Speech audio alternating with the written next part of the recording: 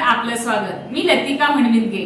सुरुवातीला एक नजर ठळक घडामोडींवर। सोलापुरात आमदार, जिल्हाधिकारी, पालिका आयुक्त अनेक मान्यवरांच्या घरी बाप्पाचं आगमन, विधिवत पूजा करून करण्यात आली गणरायाची प्रतिष्ठापना। मनोज जरांगे पाटील यांचं आंदोलन महाविकास आघाडीच्या फायद्यासाठी। बार्शीचे आमदार राजेंद्र राऊत यांची घणाघाती टीका। गणपती घेऊन जात असताना झाला भीषण अपघात। छोटा हत्ती आणि बलकरच्या धडकेत अनेक जण झाले जखमी। आणि जादा परताव्याचं आमिष दाखवत 31 लाख रुपयांचा घातला गंडा। ऑनलाईन लिंकद्वारे सोलापुरात पोलीस हवालदाराला गंडवलं।